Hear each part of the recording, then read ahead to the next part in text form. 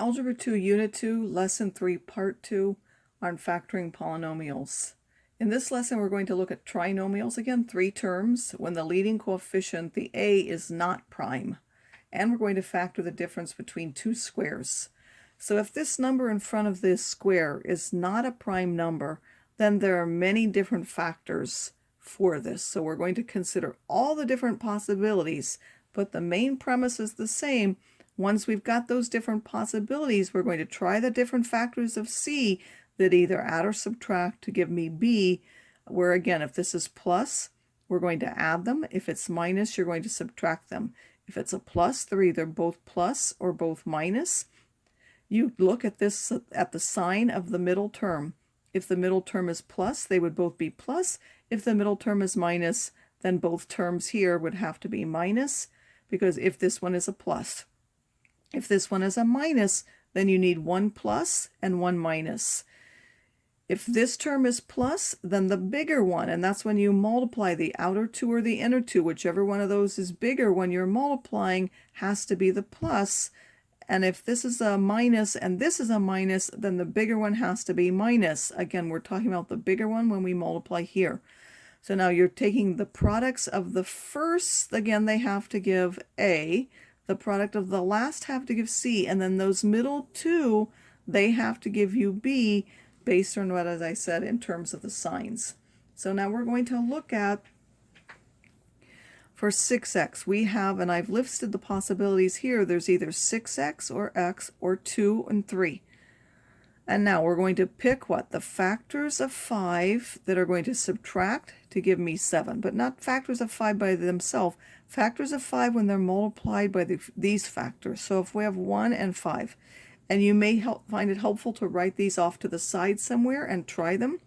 I suggest you start with the lowest factors first and then work up with the biggers. It doesn't always work out that way, but generally people tend to somehow have more examples with the smaller, so that will be my suggestion. If I put 1 and 5, that would now give me 10 and 3. I happen to pick the one that works. If I had done the 5 here first and the 1 here, that would be what? So if this was 5 and this is 1, that would now be 15 and 2.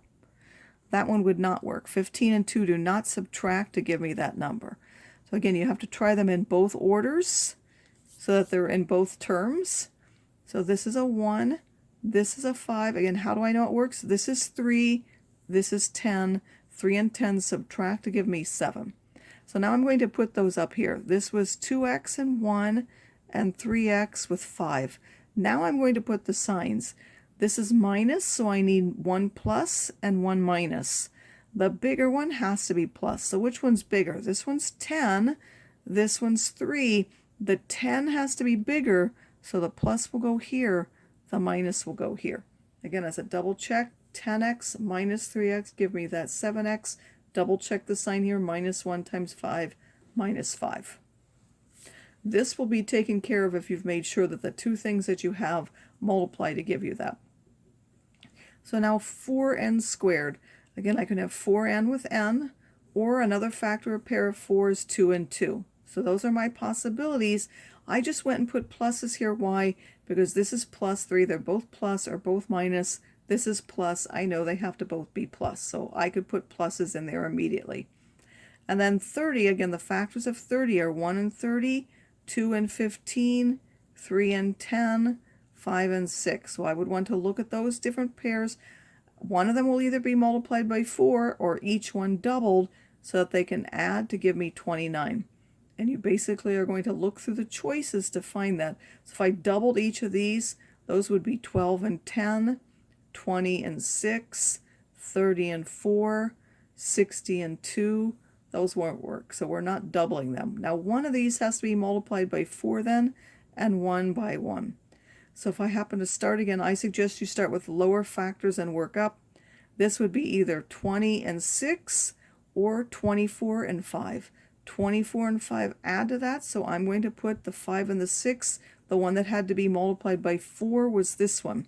So when I write the 4, the one that would be multiplied that is the 6, then the other one was the 5. And again, this is a 1 now in front of that, which I won't write. Because this is plus again, they have to both be pluses because that is plus. 12y squared minus y minus 20. Well, the factors of 12 are 12 and 1, 2 and 6, 3 and 4. Then I'm looking for factors of 20 so that when I multiply by those, I end up with subtracting to give me a minus 1, or subtracting to give me 1. I won't worry about the minus at the moment. So again, I suggest you start with the smaller ones, 3, and this one 4 would be 3, and let's start with the smaller ones down here. So this would be 3 times 4 would be 12, 4 times 5 is 20, that doesn't work. Suppose I switch and I multiply this one the 4 and this one the 3, that would give me 16 and 15. They do subtract to give me 1, that would be the pair. Now again, they were 3 and 4. Which one did I multiply by the 4? That was the 4, so that one would be here. That has to multiply by the 4. This one had to be multiplied by the 5.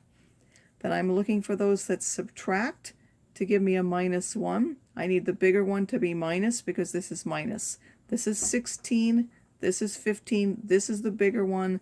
That's the minus, that's the plus. Double check, minus 16 plus 15 minus 1 minus 4 times 5 minus 20. Again, I'm not going to go through method 2 unless I absolutely need to. Now we're going to look at a difference in two terms.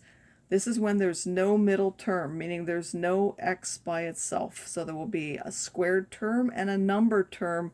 There will be no term with just an x. Then you have to be able to notice that the first one is something squared and the second one is something squared. And a squared minus a b squared factors into a minus b times a plus b. Now we had that when we expanded. We knew that when we expanded this, we got this. We now need to recognize that in the other way. And again, when both of those have the same numbers, one with plus and one with minus, that's the only time when you have no middle term. If you have both minuses or both pluses, like something is squared, there must be a middle term. Now, a squared plus b squared cannot be factored with real numbers. We'll get to how to factor it with imaginary numbers, but it cannot be factored with real numbers, which is all we're worrying about at the moment. So now if I recognize this as x squared minus 9 squared, so this has to be x plus 9 and x minus 9. This happens to be 3m squared and 4n squared subtracted. So this has to be 3m plus 4n with adding, and then 3m minus 4n with subtracting. 5x to the 5th minus 80x cubed, you'll say, well, that's not a difference of two squares. It only has two terms. Again, remember, always look for a GCF first. This has a GCF of 5x cubed. Once you've taken that out, then this is a difference in two squares. So anytime you have two terms, make sure you also look for a GCF, because you may not notice the difference in squares until you've factored out that GCF. And now this is x squared minus 4 squared, so this will be x plus 4 and x minus 4, with that 5x cubed carried on to the next step. 48x to the 4th minus 3y to the 4th has a GCF of 3. That will be 16x to the 4th, and then y to the 4th. Now that's what's squared. That's 4x squared, and that's y squared, squared. So the 4x squared plus y squared and 4x squared minus y squared are there, and that 3 will have to carry out to all the terms. Now the plus y squared doesn't factor on more. This one does. 4x squared is now a 2x squared, and then minus y squared. So now it will factor on more to 2x plus y and 2x minus y. So you won't always stop after just one factoring. You might have to do more. 5x to the 5th minus 80x. Again, that has a GCF of what? The number is 5. The variable is x. We can take out a 5x. That leaves x to the 4th minus 16. And now this is x squared, and then that's a minus 4 squared. Again, difference in 2 squared, that will be x squared plus 4 and x squared minus 4, where this 5x again needs to be carried onwards throughout the whole thing. Don't forget to write that down. Now you have an x squared minus a 4 squared, that's x squared minus 2 squared. That second part can be factored on more into x plus 2 and x minus 2.